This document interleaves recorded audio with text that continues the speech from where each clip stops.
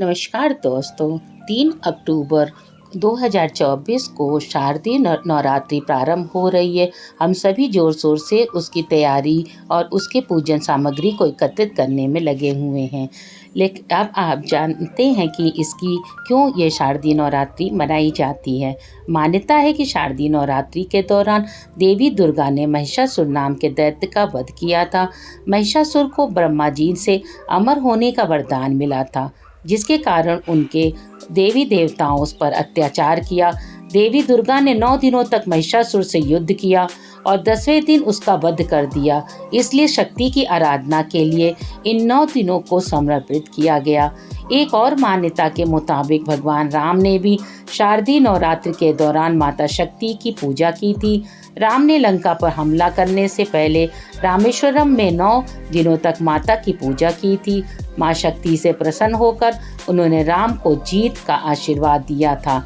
शारदीय नवरात्रि में माँ दुर्गा के 9 रूपों की पूजा की जाती है। इन्हें 9 दुर्गा के नाम से भी जाना जाता है। ये 9 रूप हैं: शैलपुत्री, ब्रह्मचारिणी, चंद्रघटा, कुष्मांडा, स्कंदमाता, कात्यायनी, कालरात्रि, महागौरी और सिद्धरात्रि। शारदीय नवरात्रि के दौरान कलश की स्थापना की जाती है। कुछ लोग इस दौरान अखंड ज्योत भी जलाते हैं। कलश को माँ दुर्गा का वास माना जाता है। कलश स्थापना करने से घर में सकारात्मक ऊर्जा का प्रसंचार होता है। कलश को सुख, समृद्धि, वैभव और मंगल कामनाओं का प्रतीक मानते हैं। कलश स्थापना करने से मन शांत होता है और आत्मविश्वास बढ़ता है। कलश स्थापना के समय देवी देवताओं का आह्वान किया जाता है। कलश स्थापना से सभी देवी देवता उस पूजा और व्रत के साक्षी बन जाते हैं।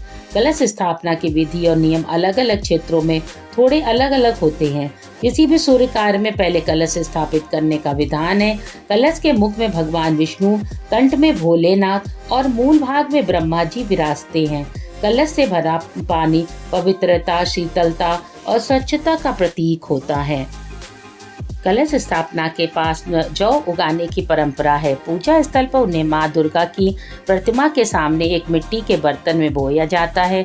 9 दिनों से ये ज्वारे हरे भरे हो जाते हैं, जो खुशहाली और सुख समृद्धि का संकेत देते हैं। हिंदू धर्म की मान्यताओं के अनुसार नवरात्रि में जौ इसलिए बोए जाते हैं क्योंकि शास्त्रों में सृष्टि की शुरुआत के बाद पहली फसल जौ मानी गई है। इसलिए देवी देवताओं के पूजन में जौ बोना शुभ माना जाता है। नवरात्रि के पहले दिन से ही कलश स्थापना के दौरान नारियल को कलश के ऊपर रखा जाता है। नवरात्रि के बाद नारियल को लाल कपड़े में बांधकर और पूजा स्थल पर रखा जाता है। ऐसा करने से माँ दुर्गा प्रसन्न होती हैं और साल भर अपनी कृपा बनाए रखती हैं। नारियल को माँ लक्ष्मी का प्रतीक माना जाता है, इसलिए माँ दुर्गा की पूजा में नारियल चढ़ाया जाता है। नारियल को संस्कृत में श्रीफल कहा जाता है। श्री का मतलब माता लक्ष्मी से होता है। नारियल को भगवान गणेश का प्रतीक भी माना जाता है।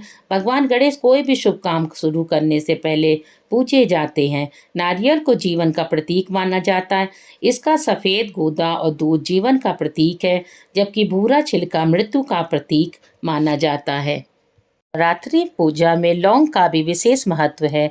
माँ दुर्गा की प्रिय वस्तुओं में लौंग सबसे प्रमुख है। नवरात्रि में लौंग के बिना माँ दुर्गा की पूजा का संपूर्ण फल नहीं मिलता। ऐसी मान्यता है कि नवरात्रि में लौंग के कुछ उपाय किए जाएं तो माँ दुर्गा अपने भक्तों से बहुत जल्दी प्रसन्न होती हैं। आपकी धन समृद्धि में वृद्धि होती है और परिवार में सुख शांति बढ़ती है। इसलिए लौंग को माँ को जरूर लौंग और इलायची चढ़ाना चाहिए। धूप, दीप, देसी घी के दिए से माँ की आरती करनी चाहिए। माँ को अपनी स्वेच्छापूर्वक जो भी हमारी हैसियत हो उसके हिसाब से फल फूल चढ़ाना चाहिए और 9 दिन तक माँ की आराधना करनी चाहिए। अगर ये जानकारी आपको पसंद आई हो तो हमारे चैनल को लाइक और सब्सक्राइब कर दीजिए और ऐसे ही कथाओं के लिए धन्यवाद।